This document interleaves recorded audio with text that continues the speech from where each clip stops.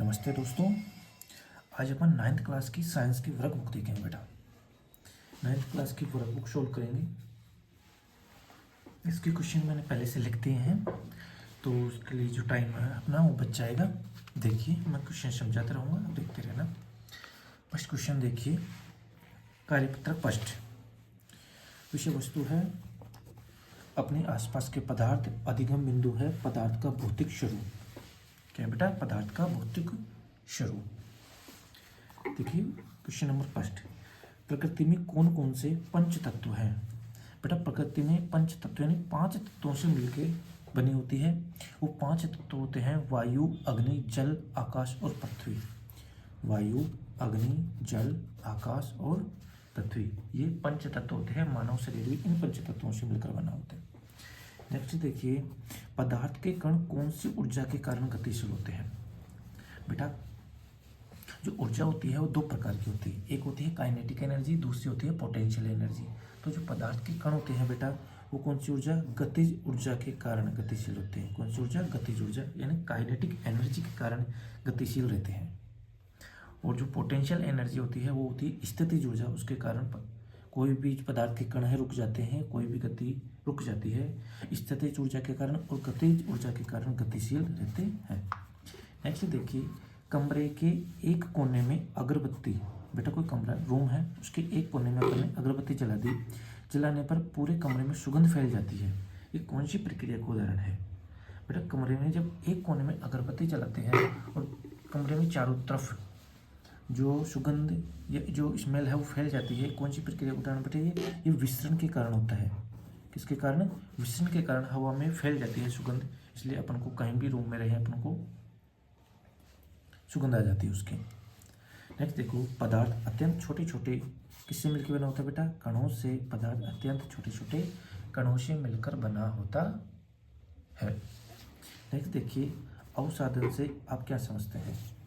बेटा अवसादन क्या होता है? किसी तरल में उपस्थित कणों का जमीन पर आकर बैठ जाना अवसादन कहलाता है। किसी बेटा लिक्विड में जो छोटे छोटे कण होते हैं उनका थोड़ी देर तरल को ऊपर शांत छोड़ देते हैं, या किसी द्रव को किसी बर्तन में रखकर ऊपर शांत छोड़ देते हैं, तो उसमें जो छोटे छोटे कण होते हैं बेटा वो पैंधे में बैठ जाते हैं। इस प्रक्रिया को अवसादन कहते हैं। क्या कहते हैं इस प्रक्रिया को? अवसादन कहते हैं। नेक्स्ट देखो, आटे में उपस्थित सूक्ष्म अशुद्धियों, जो आटे में छोटी छोटी अशुद्धियाँ होती है को छलनी से छानकर पृथक किया जाता है। पृथक्करण की इस विधि को क्या कहते हैं बेटा? इसको बेटा छालन विधि, छानना इसको कहते हैं बेटा छालन विधि, यानी कि छोटे छोटे आटे को छानते हैं ना, उसको अपन छालन विधि कहते हैं।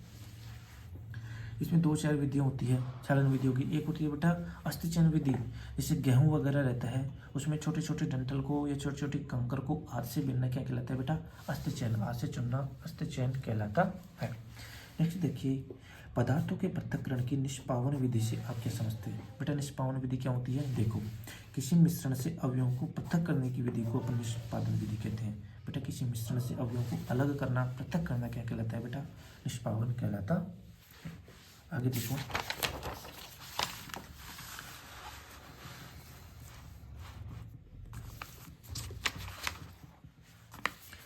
भंगुरता किसे कहते हैं बेटा?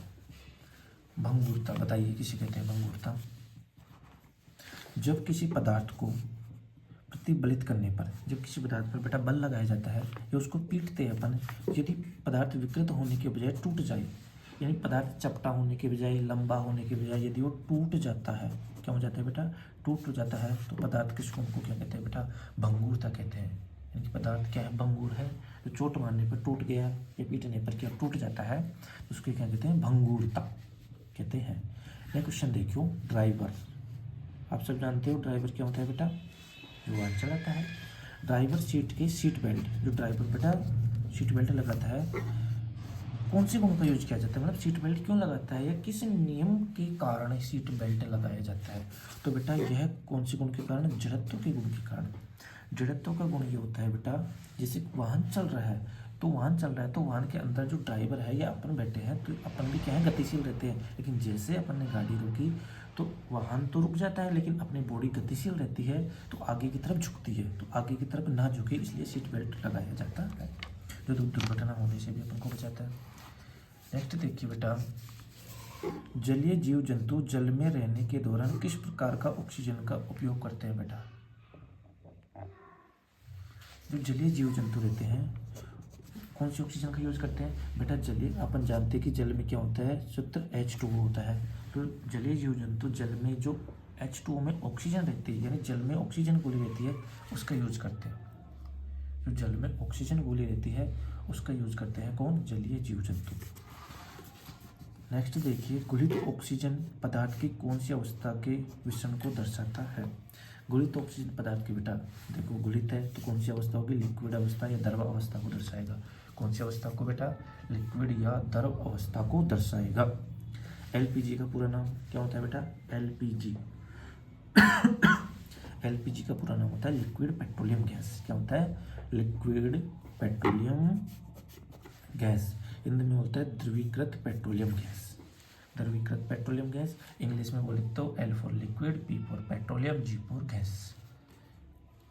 और CNG का फुल फॉर्म क्या होता है बेटा? Compressed natural gas. क्या होता है? कंप्रेस्ड नेचुरल गैस, ये संपीड़ित प्राकृतिक गैस। नेक्स्ट देखिए, पदार्थ के कण एक दूसरे को परस्पर क्या करते हैं बेटा? आकर्षित करते हैं। क्या करते हैं? आकर्षित करते हैं। पदार्थ के कण एक दूसरे को परस्पर आकर्षित करते हैं, तभी वो क्या होते हैं बेटा? एक दूसरे से जुड़े रहते हैं। पदार्थ के कण निरंतर क्या करते रहते हैं बेटा? पदार्थ के कण निरंतर गतिशील करते रहते हैं। क्या करते रहते हैं बेटा? गतिशील करते रहते हैं पदार्थ के कण। नेक्स्ट देखिए आगे, पदार्थ की कितनी अवस्थाएं होती है? नाम लिखिए। पदार्थ की कितनी अवस्थाएं होती है? नाम लिखिए बेटा। पदार्थ की 3 अवस्थाएं होती है। कितनी अवस्थाएं होती है? पदार्थ की 3 अवस्थाएं होती है। वो अवस्थाएं होती है ठोस, द्रव, गैस। पदार्थ की 3 अवस्थाएं होती है, ठोस, द्रव और गैस। सॉलिड, लिक्विड और गैस। ठोस अवस्था, जो पदार्थ की पहली अवस्था है बेटा, ठोस अवस्था की कोई 3 विशेषता बतानी है अपन को। 3 विशेष गुण बताने हैं किसके? ठोस अवस्था के। पहला गुण तो ये है बेटा, इसका आकार निश्चित होता है। क्या होता है बेटा? इसका आकार रहता है वो बिल्कुल निश्चित होता है बेटा ठोस अवस्था का। दूसरा, ठोस अवस्था का आयतन निश्चित होता है।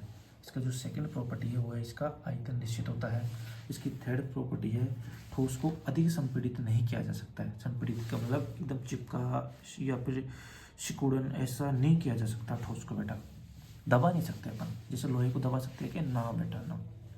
ठीक है, ठोस के 3 गुण होते हैं, उनका आकार निश्चित होता है, उनका आयतन निश्चित होता है और उनको अधिक संपीड़ित नहीं किया जा सकता है। नेक्स्ट क्वेश्चन देखिए, क्वेश्चन नंबर 3, वह तापमान, वह टेम्परेचर जिस पर ठोस पिघलकर बेटा द्रव अवस्था में बदल जाता है उसे क्या बोलते हैं बेटा?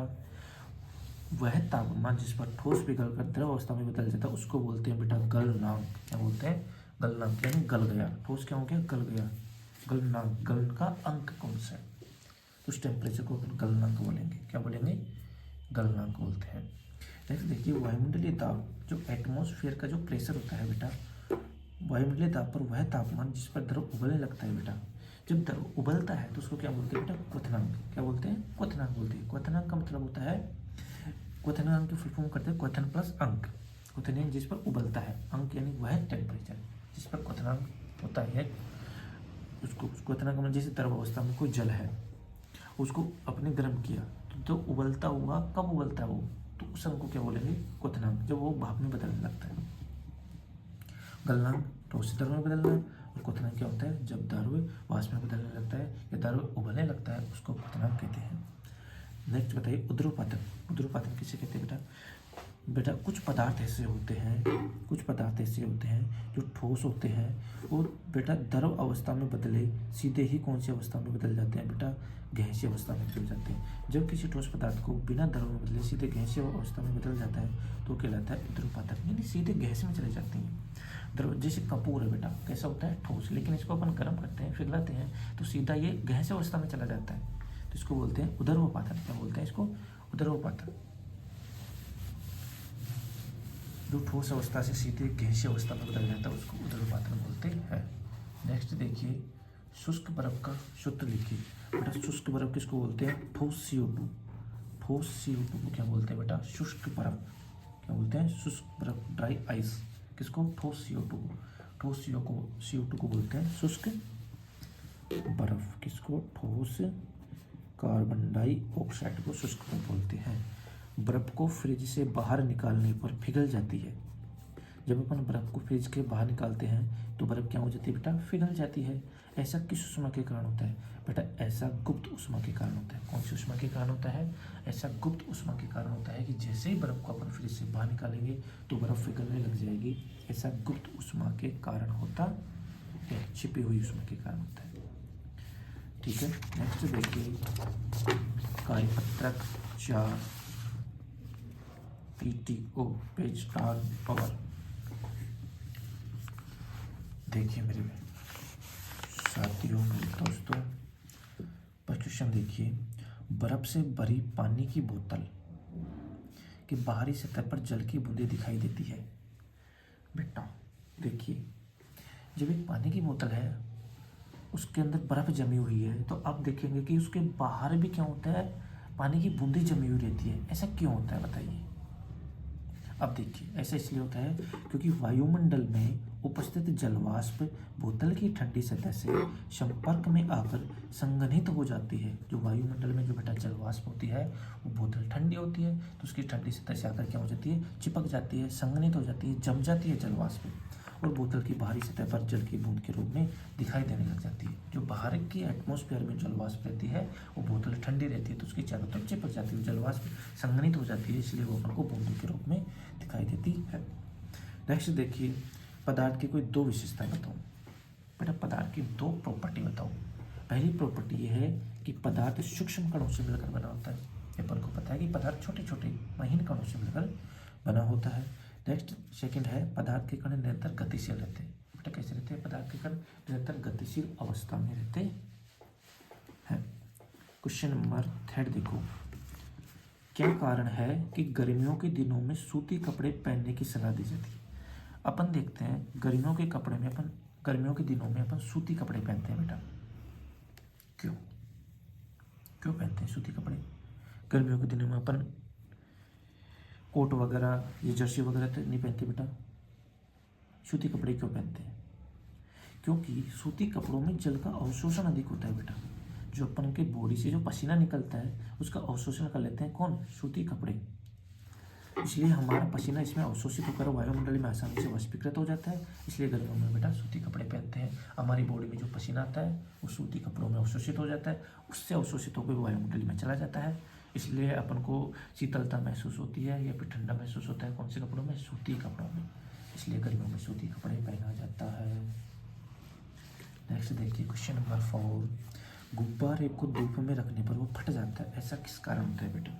बेटा जैसे कोई बैलून होता है उसको अपन धूप में ले जाते हैं, छोटे बच्चे उसको धूप में ले जाते हैं तो फट जाता है, क्योंकि धूप में ले जाने पर जो गुब्बारे के अंदर की गैस होती है बेटा वो फैलती है।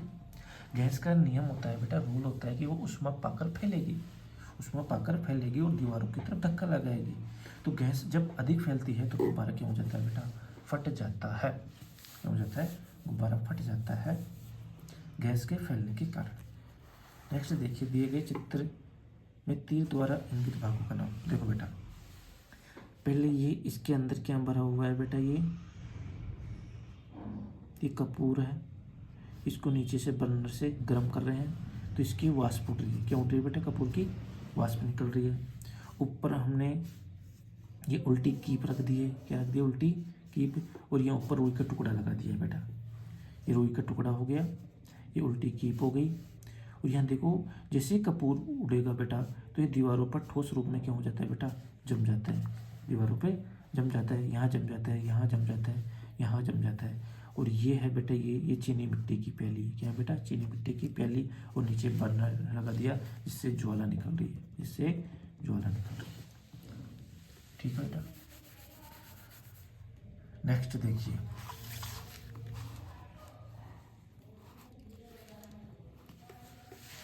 कार्यपत्रक बेटा 5 देखिए, वायुमंडल में वायु का संगठन वृत्ताकार आरेख द्वारा। बेटा वायुमंडल में वायु का संगठन होता है। अपन को पता है कि वायुमंडल में सर्वाधिक मात्रा में कौन सी गैस पाई जाती है बेटा, नाइट्रोजन गैस। नाइट्रोजन गैस वायुमंडल में 78% के आसपास, कितनी बेटा, जो N2 गैस है बेटा कितनी पाई जाती है, 78% के आसपास गैस पाई जाती है। 21% के आसपास बेटा ऑक्सीजन पाई जाती है। 0.03% के आसपास बेटा CO2 कार्बन डाइऑक्साइड पाई जाती है। बाकी में बेटा अन्य गैसें आर्गन, ब्रोमीन जो भी है वो गैसें पाई जाती है। 78% बेटा नाइट्रोजन पाई जाती है। ऑक्सीजन की मात्रा 21% के आसपास होती है और 0.03% के आसपास कार्बन डाइऑक्साइड पाई जाती है। ये होता है बेटा सबसे ज़्यादा नाइट्रोजन, उसके बाद में ऑक्सीजन, फिर कार्बन डाइऑक्साइड, फिर अन्य गैसें जो भी है बेटा वो। ठीक है, नेक्स्ट देखिए बेटा मिश्रण की परिभाषा। मिश्रण की परिभाषा लिखिए। मिश्रण क्या होता है बेटा, बताइए बेटा मिश्रण क्या होता है। मिश्रण होता है जब 2 या 2 से अधिक शुद्ध तत्वों या यौगिकों के मिलने से मिलाया जाता है तो क्या बनता है बेटा मिश्रण। जब 2 या 2 से अधिक शुद्ध तत्वों या यौगिकों को मिलाया जाता है तो बेटा क्या बनता है, मिश्रण बनता है। जब 2 या 2 से अधिक शुद्ध तत्वों या यौगिकों को मिलाया जाता है तो बेटा क्या बनता है, मिश्रण बनता। नेक्स्ट देखो समांगी और विषमांगी। समांगी का मिश्रण का मतलब होता है बेटा जब समान तत्व या यौगिक मिल जाते हैं तो समांगी होता है, और जब एक दूसरे में नहीं मिल पाते तो कैसा होता है बेटा, विषमांगी। जब एक दूसरे में समाहित हो जाते हैं, मिल जाते हैं तो समांगी, और समाहित नहीं होते हैं, नहीं मिलते तो बेटा विषमांगी होता है। तो समांगी देखिए, जल होता है बेटा कैसा होता है, समांगी होता है। चाय होती है बेटा ये कैसी होती है, समांगी होती है, ये भी मिल जाती है। शरबत होता है बेटा ये भी समांगी होता है। दूध होता है बेटा ये भी समांगी होता है। लेकिन तेल व चाय कौन सी बेटा, छनी हुई चाय। ठीक है, छनी हुई चाय, चाय की पत्ती नहीं है इसमें। चाय की पत्ती वाला आ जाएगा, चाय उबलती हुई चाय आ जाएगा तो विषमांगी मिश्रण हो जाएगी। शरबत भी समांगी होता है, दूध भी। लेकिन तेल व पानी का मिश्रण बताओ बेटा कैसा होता है, ये विषमांगी मिश्रण होता है। बेटा तेल और पानी एक दूसरे में नहीं घुल सकते तो कैसा मिश्रण होगा, विषमांगी मिश्रण होगा। एक दूसरे में नहीं मिलेंगे तेल और पानी कभी भी। दूसरा होता है बेटा सल्फर व लोहे का चूर्ण, ये भी बेटा एक दूसरे में नहीं मिलते तो ये भी कौन सा मिश्रण हो गया, विषमांगी मिश्रण हो गया। कैसा हो गया, विषमांगी, जो एक दूसरे में समाहित नहीं होते हैं, एक दूसरे में मिश्रित नहीं होते हैं। नेक्स्ट देखिए मिश्र धातु किसे कहते हैं। नेक्स्ट बेटा मिश्र धातु किसे कहते हैं, जब 2 या 2 से अधिक धातु या अधातु के मिलने से बनने वाली धातु को मिश्र धातु। बेटा जब 2 या 2 से अधिक धातु या अधातु को मिलाया जाता है तो क्या बनता है बेटा, इनसे बनता है बेटा मिश्र धातु। जब 2 या 2 से अधिक धातु या धातु को मिलाया जाता है तो क्या बनता है, मिश्र धातु बनता है। मिश्र धातु जैसे पीतल, ये देखिए पीतल किन किन धातुओं का मिश्रित है बेटा, कॉपर और जिंक। किसका, कॉपर और जिंक को मिलाया जाता है तो पीतल बनता है बेटा। कॉपर और जिंक को मिलाया जाता है तो पीतल बनता है। कॉपर और टिन को मिलाया जाता है तो क्या बनता है बेटा, कांसा बनता है। और कॉपर और जिंक को मिलाया जाए तो पीतल बनता है। ये पीतल क्या होती है बेटा, मिश्र धातु होती है जिसमें 2 या 2 से अधिक धातुओं का मिश्रण होता है। नेक्स्ट देखिए बेटा, नेक्स्ट अपना कार्यपत्रक 6 क्या है बेटा, कार्यपत्रक 6। इसमें विलयन के बारे में पढ़ेंगे अपन। किसके बारे में पढ़ेंगे, विलयन के बारे में। एक एक कार्यपत्र में अलग अलग टॉपिक के बारे में बताया गया है बेटा। ये एग्जाम के लिए बहुत इंपॉर्टेंट टॉपिक है, इसमें पूरे चैप्टर का सार आ जाता है, एकदम निचोड़ आ जाता है, तो इनको ध्यान से सुनना बेटा, बहुत इंपॉर्टेंट टॉपिक है। अब है विलयन, बताइए विलयन की अभिक्रिया को पूरा करो तो विलयन किससे मिलकर बना होता है बेटा, विलयन विलय और विलायक दोनों से मिलकर बना होता है। किससे मिलकर बना होता है, विलयन विलय और विलायक से मिलकर विलयन बनता है। जैसे पानी और चीनी का घोल है, वो क्या है बेटा, विलयन है। इसमें पानी तो क्या होता है बेटा, विलय। जिसमें घुलता है वो तो विलय होता है, जो घुल रहा है वो होता है विलायक। जैसे चीनी घुल रही है तो चीनी क्या होगी, विलायक होगी। और किस में घुल रही है, पानी में, पानी क्या हो गया, विलय। और दोनों का मिश्रण क्या होता है बेटा, ये विलयन होता है। ठीक है, विलयन बराबर होता है विलयन प्लस विलायक, दोनों को मिला के विलयन बनता है। नेक्स्ट देखो, टिंचर आयोडीन विलयन में विलय एवं विलायक को पहचानिए। टिंचर आयोडीन विलयन में विलय एवं विलायक को पहचानिए। टिंचर आयोडीन विलयन में बेटा, टिंचर आयोडीन विलयन में विलय और विलायक क्या होते हैं बेटा, जो आयोडीन होता है, कौन आयोडीन होता है, ये तो होता है विलय। आयोडीन घुलता है, आयोडीन क्या होता है, विलय जो घुलता है। और किस में घुलता है बेटा, एथिल एल्कोहल में। किस में, एथिल एल्कोहल में घुलता है, ये होता है विलायक। ठीक है, आयोडीन विलय होता है जो किस में घुलता है? एथिल अल्कोहल में। एथिल अल्कोहल क्या होता है? विलायक होता है। क्या होता है? विलायक होता है। नेक्स्ट देखिए, विलयन किसे कहते हैं? देखो बेटा, विलयन इसे बोलते हैं जब दो या दो से अधिक पदार्थों के समांगी मिश्रण को मिलाया जाता है तो क्या बनता है? विलयन। विलयन हमेशा कैसा मिश्रण होता है? समांगी होता है। जब दो या दो से अधिक पदार्थों के समांगी मिश्रण को मिलाया जाता है तो क्या बनता है बेटा? विलयन बनता है। क्या बनता है? विलयन। अब बताइए, एक विलयन में 320 ग्राम विलायक जल में 40 ग्राम साधारण नमक विलय है। विलय क्या है बेटा? नमक। और विलायक क्या है? जल। विलायक कितना है? 320 ग्राम। विलय कितना है? 40 ग्राम। तो विलयन की सांद्रता बेटा, विलयन की सांद्रता का सूत्र होता है विलय बटा विलायक इंटू 100। विलय बटा विलायक इंटू 100। विलय बटा विलयन, विलायक नहीं बेटा, विलयन। विलय बटा विलयन इंटू 100। अपन को विलय दे रखा है कितना बेटा? 40 ग्राम। विलयन निकालेंगे तो दोनों को जोड़ देंगे, 320 और 40 कितने हो गए बेटा? 320 प्लस 40 हो गए 360। ये क्या आ गया अपना बेटा? विलयन आ गया। तो पहले लिखेंगे ऊपर विलय। विलय कितना है? 40। ये अपन ने 40 लिख दिया। नीचे लिखेंगे विलयन। विलयन दोनों को जोड़ा, 320 और 40 को 360 हो गए। तो 40 बचा 360 हो गए। इंटू 100 से गुणा करना है, गुणा कर दिया बेटा। 1 0 से 1 0 कट गया, 4 से कट गया 9 बार। ठीक है, तो 100 बटा 9 आ गया। 100 में 9 का भाग देंगे तो 11.11। ये 11.1% आ जाता है विलयन की सांद्रता। ठीक है, ये सूत्र याद रखिए आप। विलय बटा विलयन इंटू 100। विलय बटा विलयन इंटू 100 ये होती है विलयन की सांद्रता। विलय बटा विलयन इंटू 100। नेक्स्ट क्वेश्चन है विलयन के गुणधर्म। बेटा, विलयन होता है उसके क्या क्या प्रॉपर्टी होती है? क्या क्या गुणधर्म होते हैं विलयन के? देखिए, पहला है विलयन कैसा होता है? समांगी मिश्रण होता है। बेटा हमेशा ध्यान रखना है, विलयन विषमांगी मिश्रण नहीं होता है। विलयन हमेशा कैसा मिश्रण होता है? समांगी मिश्रण होता है। दूसरा है विलयन के कण अत्यधिक छोटे होते हैं, इसलिए वे आंखों से नजर नहीं आते। विलयन के कण कैसे होते हैं? छोटे, बहुत महीन कण होते हैं। वो जो नंगी आंखें होती है बेटा उससे दिखाई नहीं देते हैं। नेक्स्ट है अपने छोटे आकार के कारण विलयन के कण गुजर रही प्रकाश की किरण को नहीं फैलाते हैं। छोटे आकार के कारण जो प्रकाश की किरण गुजरती है बेटा उसको नहीं फैलाते हैं। ये विलयन के 3 गुण होते हैं। कितने गुण होते हैं विलयन के? 3 गुण है बेटा। ठीक है, विलयन के बारे में हो गया। नेक्स्ट पढ़ते हैं बेटा कोलाइड के बारे में। किसके बारे में? कोलाइड के बारे में। देखो कोलाइड क्या होता है? पहला क्वेश्चन है जेल कोलाइडल विलयन का उदाहरण बताइए। जेल कोलाइडल विलयन का उदाहरण है बेटा जिलोटीन। क्या है? जिलोटीन। जेल कोलाइडल विलयन का उदाहरण है जिलोटीन। जेल कोलाइडल विलयन का उदाहरण क्या है बेटा? जिलोटीन है।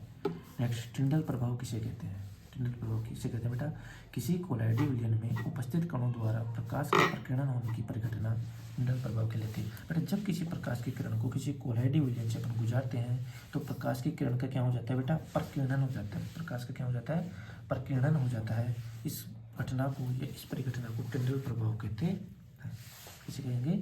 जब किसी कोलाइडल विलयन में उपस्थित कणों द्वारा प्रकाश का प्रकीर्णन हो जाता है बेटा। ठीक है, प्रकाश की किरण का क्या हो जाता है? प्रकीर्णन हो जाता है। तो इसको क्या कहते हैं? टिंडल प्रभाव। कौन सा इफेक्ट? टिंडल इफेक्ट कहते हैं। ठीक है, नेक्स्ट देखिए कोलाइडल विलयन किस प्रावस्था और किस माध्यम से बनता है? तो कोलाइडल विलयन बेटा परिक्षिप्त अवस्था। कौन सी अवस्था? परिक्षिप्त अवस्था और परिक्षेपण माध्यम से बनता है। बेटा जो कोलाइडल विलयन है वो परिक्षिप्त अवस्था और परिक्षेपण माध्यम से बनता है। किससे?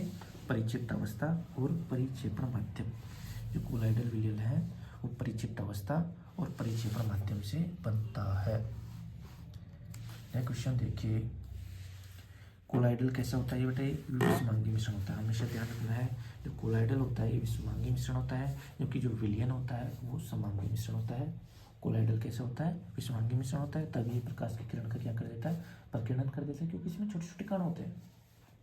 ठीक है, नेक्स्ट देखिए क्वेश्चन नंबर 5, फोम, रबर एवं स्पंज। फोम, रबर एवं स्पंज में परिक्षिप्त प्रावस्था क्या होती है बेटा?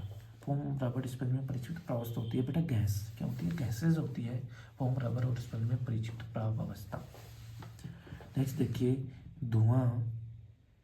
धुआं का विलयन निलंबन और कोलाइडल में किसका उदाहरण? बेटा धुआं किसका उदाहरण है?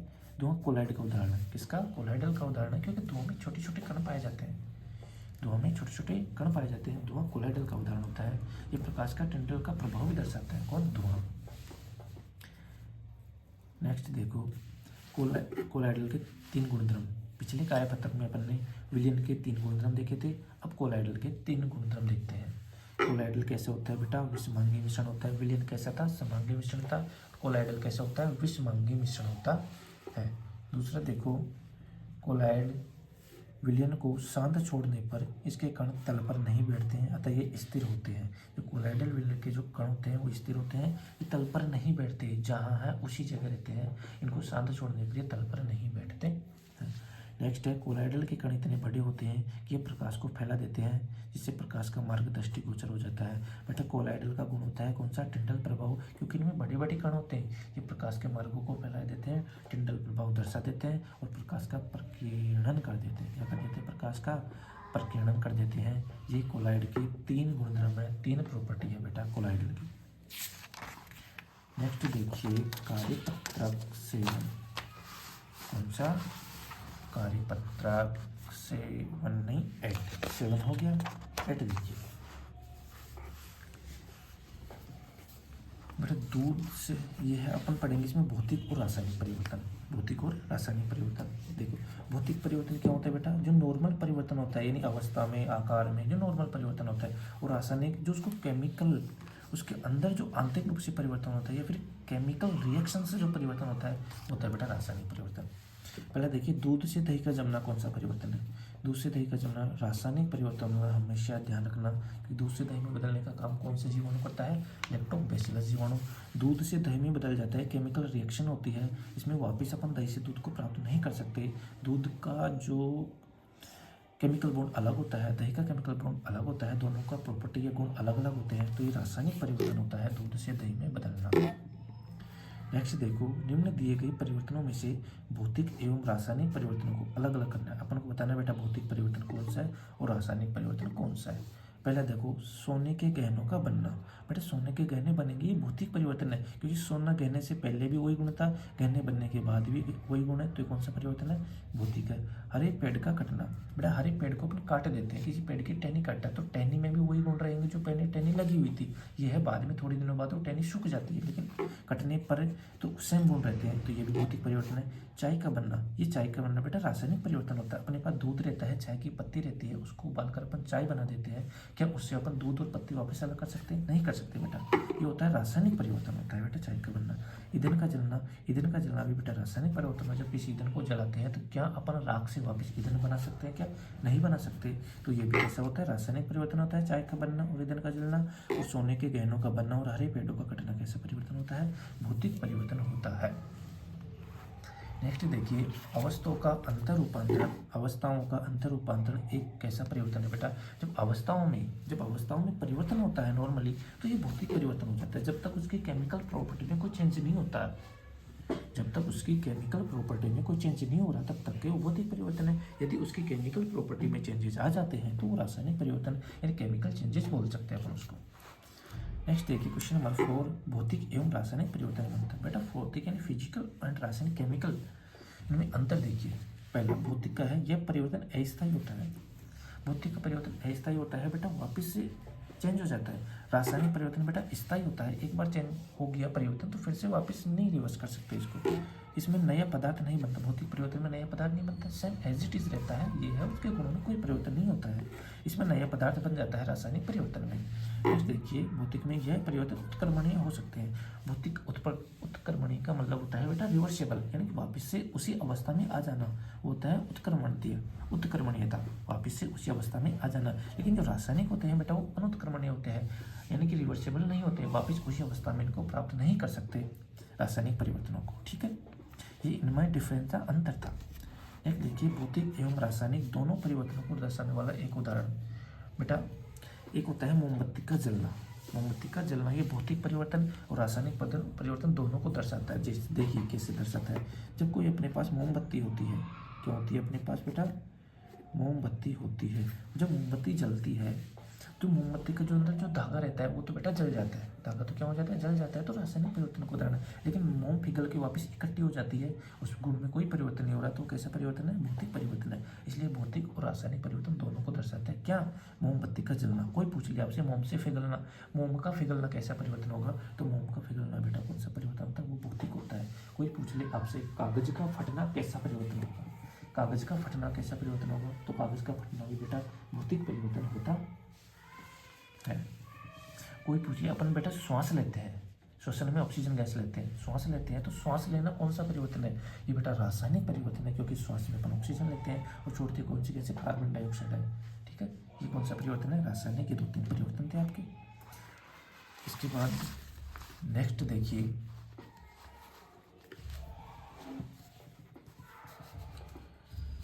नेक्स्ट देखिए शुद्ध पदार्थों के बारे में पढ़ते हैं। यहाँ धातुओं के बारे में, पदार्थों के बारे में कार्यपत्रक 9 है। क्वेश्चन नंबर फर्स्ट देखिए, इसका आप ध्यान से देखिए बेटा, इंपॉर्टेंट है। उस धातु का नाम बताइए, उस धातु का नाम बताइए जो कमरे के ताप पर द्रव अवस्था में पाई जाती है। बेटा ऐसे धातु का आपको नाम बताना है जो रूम टेम्परेचर पर लिक्विड अवस्था में, लिक्विड फॉर्म में पाई जाती है। क्या धातु है बेटा, उसका नाम है पारा। क्या है, पारा। जो पारा होता है ये द्रव अवस्था में पाया जाता है, रूम टेम्परेचर पर पारा द्रव अवस्था में लिक्विड फॉर्म में पाया जाता है। नेक्स्ट बेटा, किन्हीं 3 उपधातुओं के नाम बताओ। बेटा 3 उपधातु कौन कौन से, पहला है बोरोन, दूसरा है सिलिकॉन, तीसरा है जर्मेनियम। बोरोन, सिलिकॉन और जर्मेनियम, बोरोन, सिलिकॉन और जर्मेनियम, ये 3 उपधातु है बेटा। उपधातु होती है जो ना तो धातु ना अधातु दोनों का गुण नहीं, दोनों का मिक्सचर गुण दर्शाती है, और उपधातु बोलते हैं बोरोन, सिलिकॉन और जर्मेनियम। क्वेश्चन नंबर 3, यौगिक को परिभाषित करते हुए 2 उदाहरण दीजिए। बेटा यौगिक देखिए किसे कहते हैं।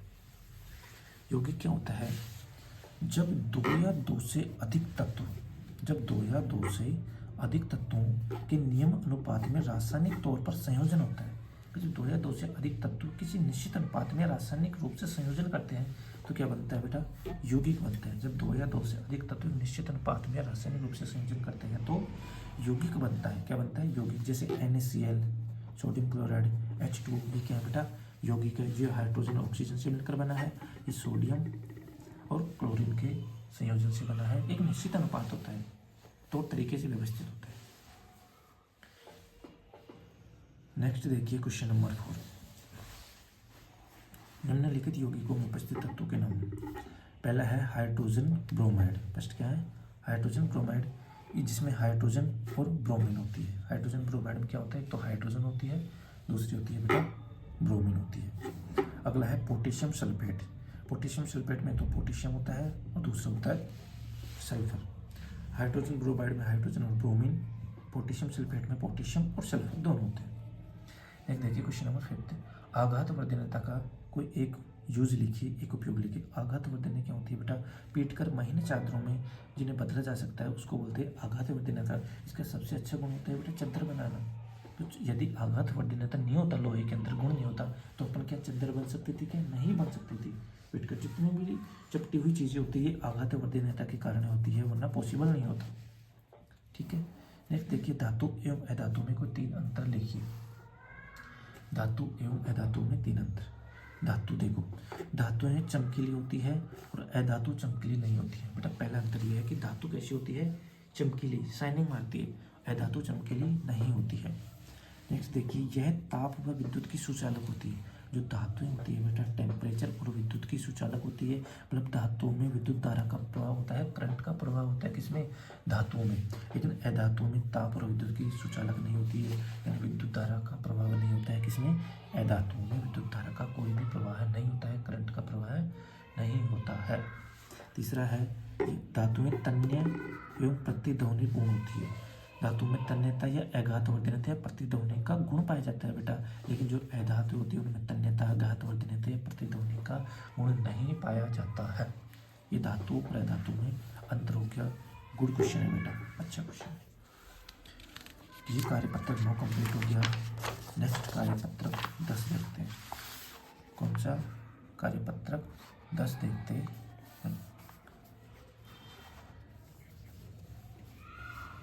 फर्स्ट देखो, रासायनिक संयोजन के नियम, इसमें हम पढ़ेंगे बेटा रासायनिक संयोजन के नियम। फर्स्ट है, सर्वप्रथम किस भारतीय दार्शनिक ने परमाणु के बारे में, बेटा भारत का ऐसा कौन दार्शनिक था जिसने सबसे पहले परमाणु एटम के बारे में बताया, कौन था?